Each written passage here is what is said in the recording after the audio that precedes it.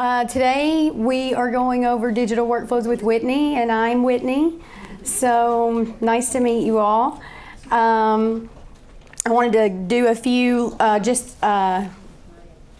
notices here of a couple of people that I wouldn't be here if they weren't here. So this is the president and vice president of my company, Nowak Dental Supplies, Sean and Brandy Nowak. They are brother and sister. And also wanted to give a shout out to my friend who's here somewhere, or will be, Kirsten Alcoyne. Before I get into this, she is the girl who trained me in digital dentistry from ground floor. Like, this is a folder, like from there. So definitely have to give her recognition. And we were in a rock band of four, is what we like to say. There was four of us that worked together at the College of Dentistry there, and so that's kind of our thing. So I want to make sure that I noted her, even though she didn't get to hear me because she's not here yet.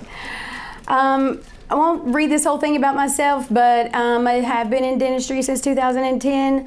I started working on 4 cases in 2017, and that is really what pulled me into the lab entirely. I worked those cases, clinic, oral surgery, and eventually the lab side, and that's what pulled me over. Is those cases really just kind of sucked me in, and I love them.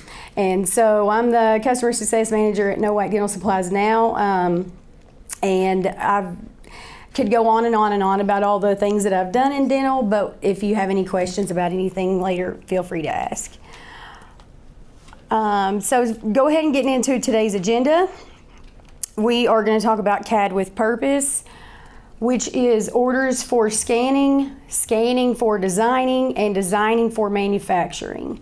And I say that very loud and clear because there's not one step over that should be skipped or missed.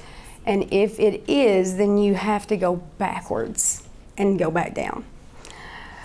So the standard for what we output is 100% determined at input. And I am reading this because I wrote this myself.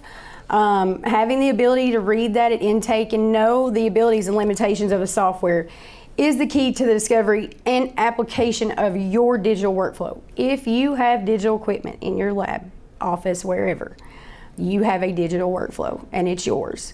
No matter what it is, it's yours.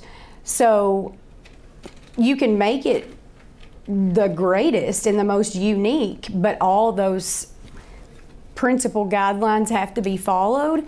And you also have to know how to look for those things. And so that's what we're gonna talk about, because there's some things that, you know, people see and look at and don't really realize, hey, oh, I didn't even notice that. Oh, you seen that? I didn't know. And those things come with learning them and detection and awareness being brought to what they're looking at.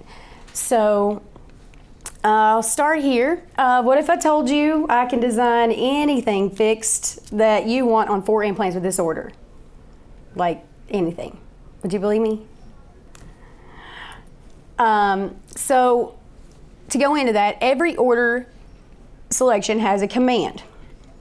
And every command generates a specific protocol that takes place in your software to produce this product. So if you say, I just want an anatomic crown, that's what it's going to give you is the workflow for that, right? There's other little features inside there that you can decide different types of things, but you know that's what you're getting. That's pretty standard and straightforward. Things start getting a little complicated when you get into other things, right? So when you're creating your order, that is this is like the script, right? Or your menu.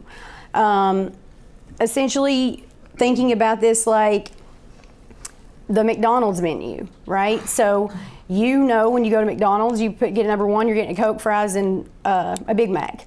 So if you go to your order, whatever software you're using, 3Shape or exocad, whatever you select here, it's not just about knowing, oh yeah, that's going to be a crown. There's a series of populations and commands that happen from each selection in your software. And you have to know how to control that and understand that and or detect it to move through things smoothly.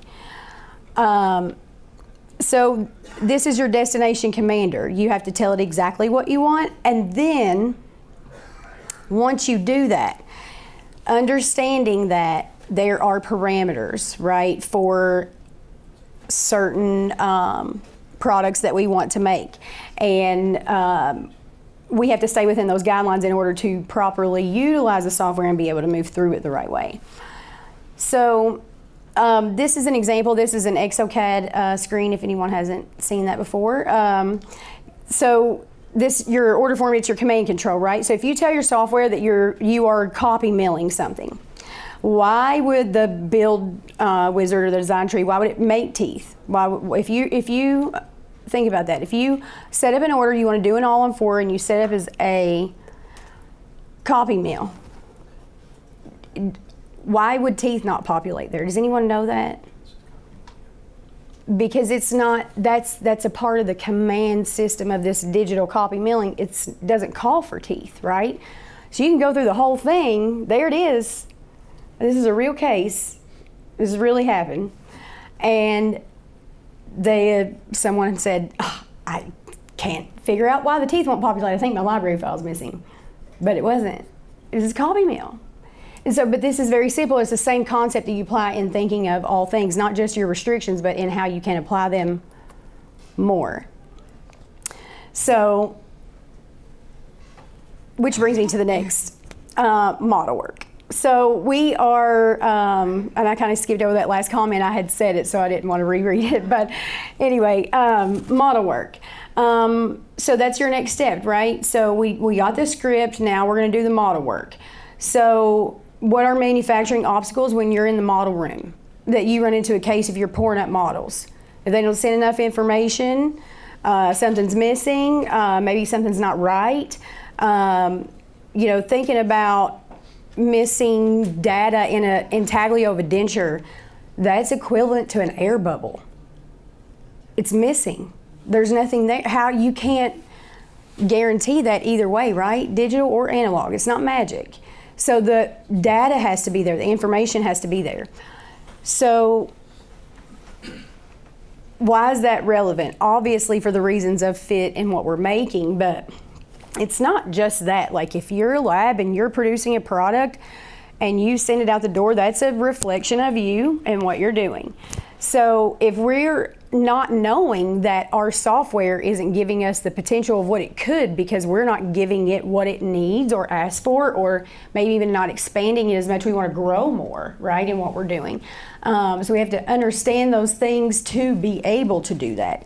We have to understand what we need to be able to apply it and recognize it. So results from those types of things can be, obviously with crowns or anything, tight, too loose, open margins, implants, rotations when they go to seat. How many have ever run into that? I feel like that's one of the most common things I've ever seen is an implant question. So when you're doing that in your lab and say your results, you catch them before you go out the door, but then you're pushing out your shipping time. Then you have to ask for more time, right? You don't catch it till the end. So it's like, oh, and then you got to go back, and then this one takes place of everything else because that got messed up. Yeah, I know how it goes. So I wanted to, moving along here, just as show of hands, how many of you will go ahead to final if the doctor says, I'll adjust that chair side. Just go ahead and do it. If the scan's missing or they didn't give you the equilibrated bite record that you asked for to dial that in so they didn't have to touch anything when they seated it. And or maybe it was something you needed just to verify, right? Because again, we're putting our name on it. So when they tell us to go ahead and do it, okay, but there's a risk of subpar, right? And so, scattered scans. I have to say this, I've heard people say this since, but I actually did have a doctor ask me, bless her heart, she was just really having a hard time with the scan. And she said, can I just give you half and half? And can you just get it. I don't know how to work with that way, and I can guarantee you that'll be about at least 2, resets. Whoa. Did I touch something? Okay. 2 resets. So I did. How about show of hands? Any of you all had to do it? I've been asked to do it. Do you all want to participate? So the next thing after we've done our model work is we're going to move into scan, right? So I want you to take a look at this. This blue that you see on the top here, this is your z-axis. One of those arrows, the one that's towards the top of the screen there, is connected. You can see that, right? And then if you keep looking around, it's like pretty much blue. Should we design this? Blue, as in the color blue? Yeah. You're asking what does it mean? Yeah. Okay, so it means that it's aligned accurately. So in ExoCAD, this is a 0 millimeter, no discrepancy right there. So if you've seen this just on a visual, hey, you're walking past your scanner guy, they've done this, it looks pretty good. I mean, it doesn't really flag me too much, but that's the only, and I say, I should have put accuracy in quotes here, that's the only accuracy here, because even that is slightly not 100% on the top there of that scan body. So what I want to point out to you here is this. So this triangle on the top is the only one that's actually connecting. This one over here, obviously, that's see-through, there's nothing there. And then here's your actual scan body scan, and then this is the other part of the DME of the tie base DME of the scan body that it was supposed to be aligning to. So I did this inaccurately on purpose, of course, but it happens very frequently. And in a multi-unit situation, multi-unit abutment, it's not really going to be, as far as I know, it wouldn't be any issues with rotation. But for direct platform, absolutely all day. So that's not going to work at all.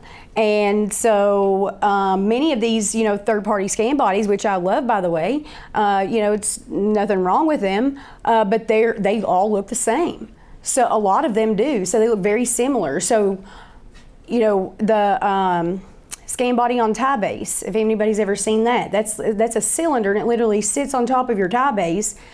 And you scan it in and you align it, and everything looks identical. No matter what your implant choice is, they all look the same. So you really have to know, if that lines up, and then the sizes could be similar, and it could run through like it's something completely different and be a mystery through the entire case until you got it done. So verifying and knowing what to look for and verifying these things. So in order to reach a destination, you have to know it, and then have to know how to get there. So the next step here that I want to move us through in this, by the way, I should have mentioned, every slide that you've seen of this, of the model work is the same case from start to finish. So this is all relatable and following it through. So your data coordination, that's your mounting, okay? So if this is off, you're backtracking, step 1. If somebody thinks that it's a good idea to not double check it or send it out, maybe it'll work that time for the first time, you just bought yourself so many return visits in the lab, because if it is inaccurate going out, I guarantee you they don't know how to get it back to you accurate. And because it's going to be something hard for you to have to manage how you're going to flip all that information and get it back. And not to say that a clinician doesn't know what they're doing, but I'm saying a lot of times in the digital dentistry, we're working hand in hand with the doctors. The lab, the doctors, we're working together, right? They're counting on us, we're counting on them. We need accurate information from them, and they need accurate information from us. So, and knowing that as well, when you get records in from the beginning that come from a doctor and maybe not initiated in your lab, same applies. Doesn't matter who done it, it's going to be a backtracking. So knowing how to fix those things when that happens is very important.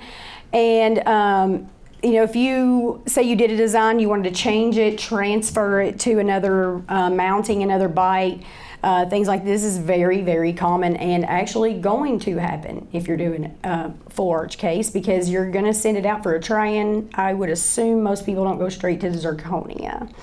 So I wanted to go through these next few things here. I'm pointing out the bite scan. So the brown is your bite scan, okay? This was the upper and lower model that was scanned in together. Then the pre-op aligned to master bite is the pre-op scan that I aligned to the master bite. Then the next step, or the next one, is the scan body aligned.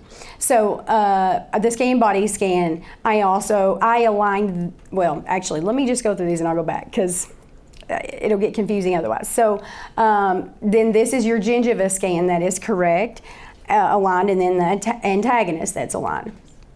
So what I did here was I had the master bite, aligned the pre-op to the master bite, I aligned the scan body scan to the pre-op, and I aligned the gingiva to the pre-op, and then the antagonist to the master bite, obviously. Now, when I was going through here getting happy, and I was clicking through just scanning and aligning and trying to get everything lined up for this case, because I'm no pressure, I'm doing this at home, right? Like, literally this happened.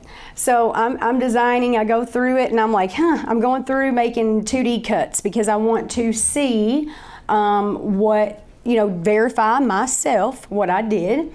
And so, and also before moving on to that, I want to also say this is essentially, if you want to think about it like this, when you're doing your data alignment in your software, it's like cross mounting, right? So you have a reference point that you keep and you follow through. That's how you don't lose what you build. That's how you don't lose your work as you go through a case. So this gingiva aligned to bite scan, that's darker right there. So I did it. I aligned the gingiva. This was my first view here. It looks like if you have aligned scans in digital, that camo look here, like this, you're always looking for that, right? This is kind of open, so there's not a lot of data here to verify it, but it is everywhere else. So I was like, looks pretty good, okay. Yeah, well, it wasn't. It was wrong. So the white here, your misaligned gingiva. This green is my wax up. So what does that mean? Can anyone answer that question, what they see here? So what I want to tell you is this, that this is the gingiva scan, and this green being my prosthetic. If I proceeded to final under this, the gingiva would be open on the distal and too much in the mesial. So then you're gonna go to seat it and the doctor is gonna be blanched. Ow, right? Patient's gonna jump, they're gonna have to get them numb. Maybe they gotta adjust this down. What if that's already minimum thickness? Then bulk this up, and then that's just a mistake, a 5-second mistake. I went back and checked, that would be a whole redo if the doctor wanted to. And I mean, justifyingly so, right? We're messing with the material after it's already been done. They want something new. That's what they paid for, right? So knowing what to look for, and then now what do you do about it? So in this case, I'm gonna go back, right? I'm gonna go back and I'm gonna realign that gingiva to the pre-op and not to the master bite like I did the first time. And that's kind of your thing. When you're doing that building, you have to understand what is your actual data that you can use to align, something that's actually alignable. Make sure that's the process that's followed.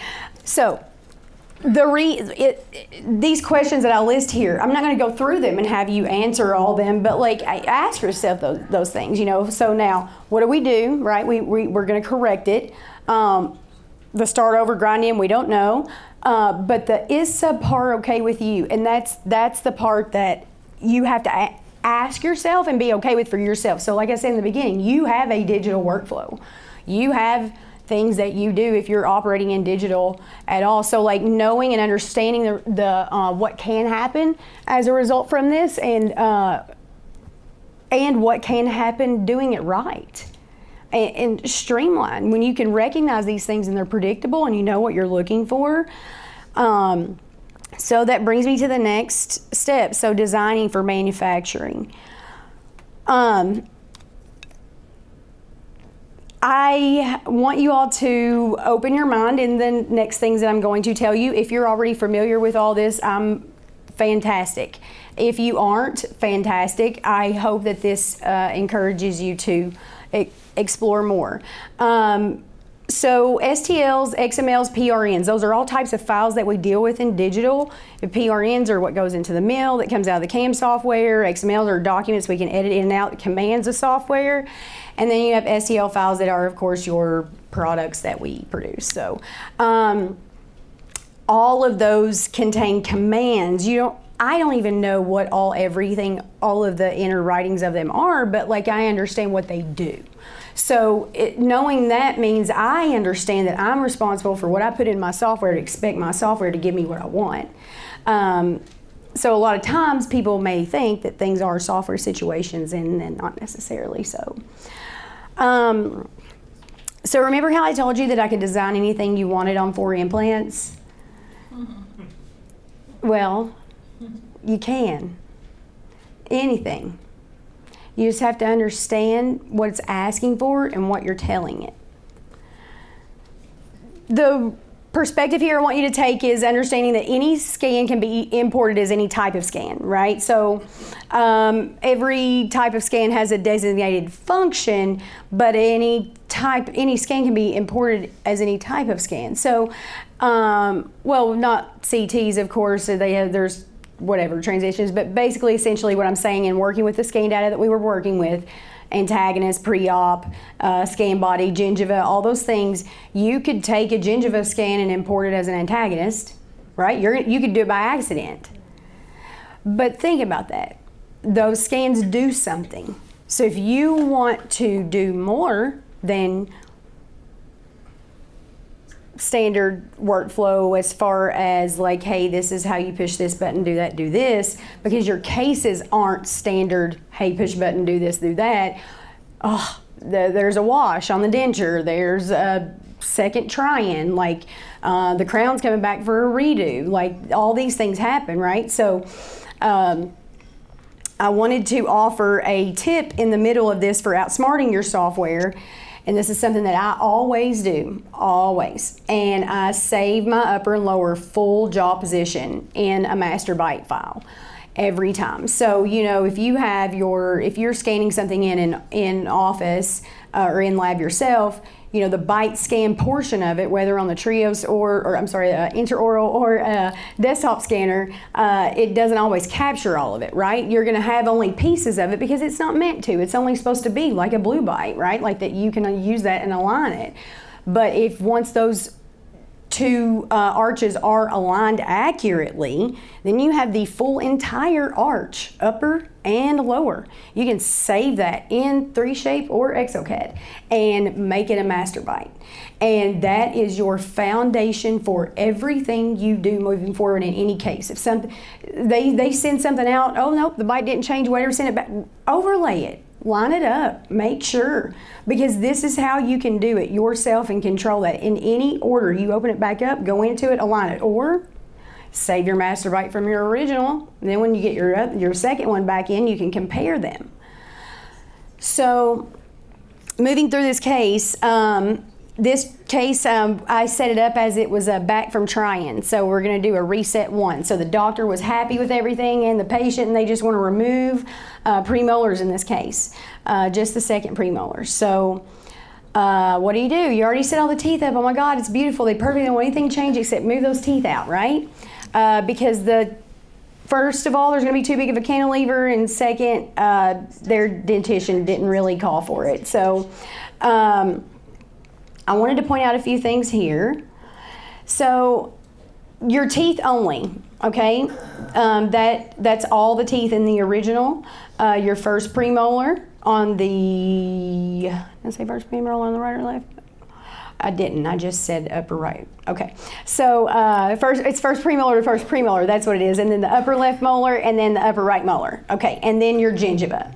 So those things are what you would need to finish this all on 4. I want to remove those second molars, right? I just need all the other teeth and the gingiva, and I need everything else. I just want to get those teeth out, right? So what you see here is an example. It's a snip, actually, of a zoomed in. This is zoomed in on my exocad, and this is actually how I did this. So understanding that these files, what they are, and that every scan has a command, you can do what you want in the software. So this aux scan feature, I know that's more of a software term name, but just aligning the new data back to your foundation, whether it's in exocad or 3Shape, if you're there's an additional scans tool, and then it's add remove mesh in exocad. So your designs and your articulations, like I said, they can transfer and be verified by your foundation, but this is also how you would make changes. So if you are in that software and you're doing full arch operations, you have to understand how to save a scan in and out. That's something that's should be pretty basically understood in order to successfully move through them. But in doing that, when you save everything to compare to move forward, then you're able to make your changes moving forward, whether that be for you a new order, whether that be for you modifying where you're at, however you decide to handle that. But your additional scans tool is your best friend in anything, and so verifying that with your master bite all the way through, and then with your teeth change positions, you can verify that from your first order, because you can save those teeth. Anytime you save something from within an order, they all stay in that same coordinate system. So if you were to get your order back, like from the try-in, and you're gonna make changes to that, you can go ahead and take, so even if the bite change, right? So your master bite, you have your new master bite that's 2 millimeters wider open than your original. Okay, you can take that master bite, align that, check it from your first one. Is it 2 millimeters more open than the first one? You can see it very specifically. And then not only that, but if you have to make changes or anything else after that, everything's aligned back to that same coordinate system. Everything from start to finish. So you don't lose anything. You don't lose your place, you don't lose your data. It's just knowing how to finesse the software to have it do what you want. So, like I said, what we put in is what comes out. Your data is what's going in there. Your application is what's going to come out of it. I can't tell you how many times I have seen CAM be the blame for CAD issues. And there's a lot of factors that go along with that that we could also talk about all day long and would take another presentation, but just recognizing that. And even I've worked with technicians that only operate like the CAM side of things, and technicians that only operate the CAD side of things. And sometimes they get offended, but I do it that way. No, but I'm trying to explain, it's not about that. These things, if they don't work together, your CAD design, for example, if you do a temp cylinder, temporary, just a hybrid just for a try-in, do you think your mill is gonna like that? I mean, it's going to be a little rough on it, right? There's undercuts there. It's not going to be super precision. Yeah, I mean, PMMA, I get it, right? It's a try-in, whatever, a temp. But I'm saying that's what we have to understand that the expectations are. And so you can do good or you can do better. And so if you remember the beginning of the slide, the green, I can do anything on 4 implants. This is also on implants, and it's the same case, and I just made it better. So today, we covered orders for manufacturing, CAD detection, scanning, the mesh concept is what I like to call it when you start talking about meshes and the aligning and cleanliness of it. And then file building for your final. Remembering to stay connected to your foundation. Thank you. Yes, I'm gonna just click through this so you all see it. I believe, do they get access to the presentations? I'm not sure afterwards, but I'm not gonna go through all the things here, but I definitely wanna say thank you to these people. Mark Dixon taught me this concept. I would not be here without him. Pam Ream, I think I'm saying her last name right. These scans she provided for me, these were hers for the whole case. Oh, my bad, I went backwards.